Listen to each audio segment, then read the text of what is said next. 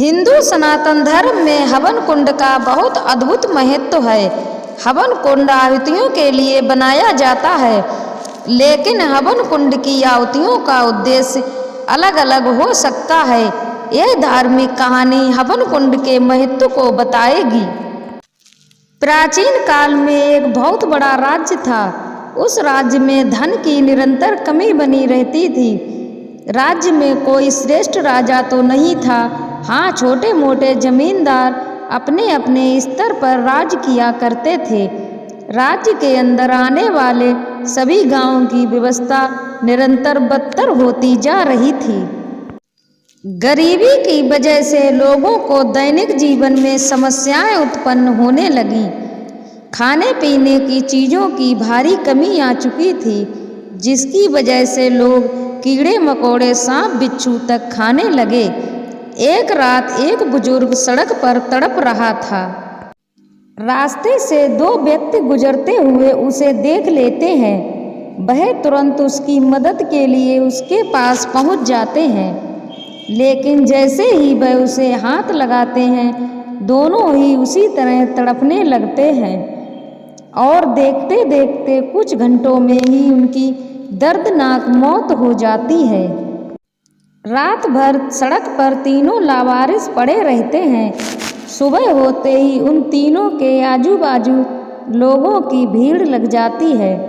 तभी दो लोग उन्हें उठाने जाते हैं, लेकिन ये दोनों भी किसी बीमारी से ग्रसित होकर तड़पने लगते हैं। राज्य में एक अनजान महामारी ने अपने कदम रख दिए थे।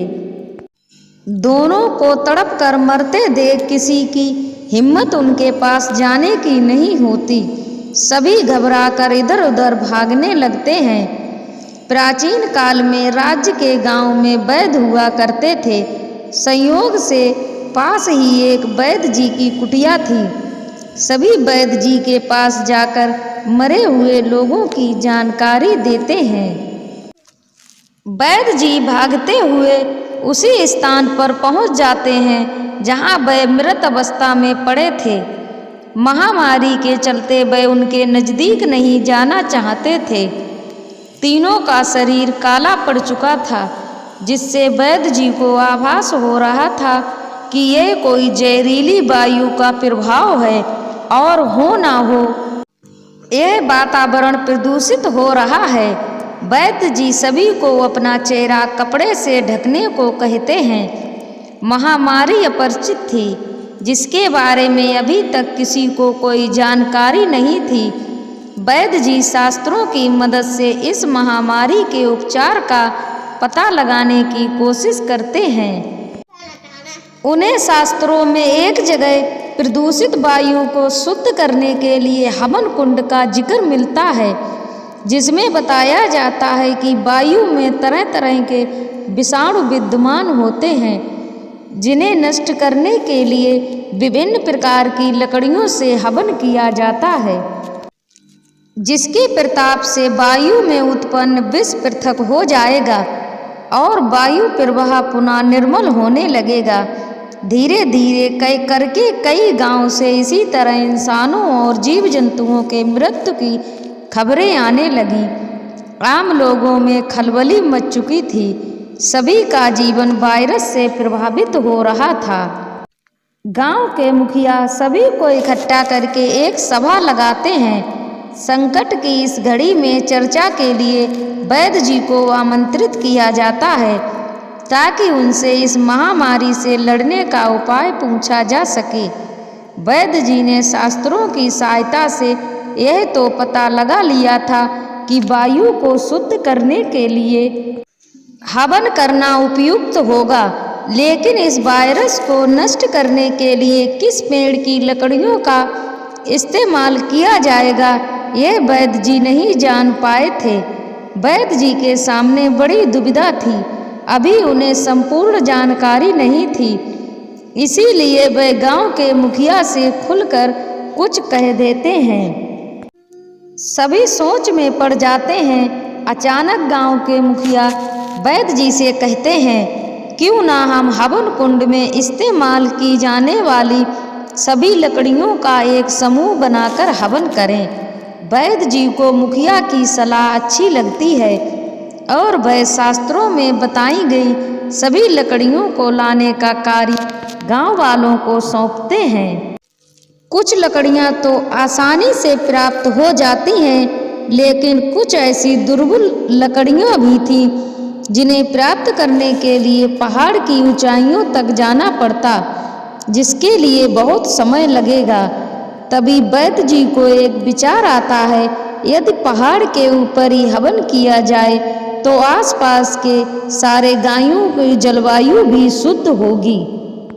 मुखिया तुरंत सभी से अपनी बैलगाड़ी तैयार करने को कहते हैं ताकि बच्चों और बुजुर्गों को भी पहाड़ के ऊपर ले जाया जा सके। जैसे ही ये खबर फैलती है, आसपास के कई गांवों के लोग बैलगाड़ियों की लंबी लंबी कतारें लगाकर पहाड़ के रास्ते चल देते हैं।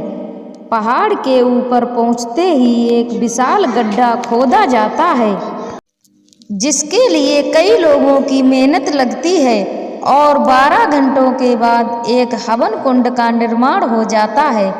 गांव की आधी आबादी पहाड़ के ऊपर आ चुकी थी।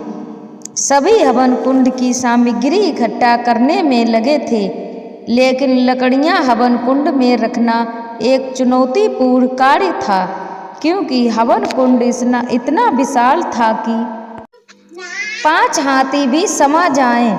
हवन कुंड के अंदर कई लोग उतरकर लकड़ियां व्यवस्थित रखने लगते हैं और जैसे ही कार्य पूर्ण हो जाता है तो वैद्य जी नीचे उतरकर कुछ मंत्रों के उच्चारण के साथ अग्नि प्रज्वलित कर देते हैं। कुछ ही क्षणों में आग का रूप विकराल हो जाता है और हवन कुंड की आग का धुआं धीरे धीरे वातावरण में फैलने लगता है। धुएं से लोगों को सांस लेने में परेशानी महसूस हो रही थी, लेकिन हवन कुंड का धुआं लोगों की श्वास नली को पवित्र कर रहा था। इस हवन कुंड की आग कई दिनों तक धधकती रहती है, जिससे राज्य के सभी गांवों से महामारी का वायरस नष्ट हो जाता है।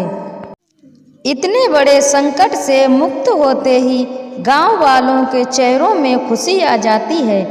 हवन कुंड के प्रताप से सभी को नया जीवन प्राप्त हो चुका था। जीव जंतु और मनुष्य सभी खुलकर हवा में सांस ले पा रहे थे। इस घटना के बाद घर घर में हवन कुंड की स्थापना की गई और आज भी घरों में रोजाना ये प्रथा चली आ रही है।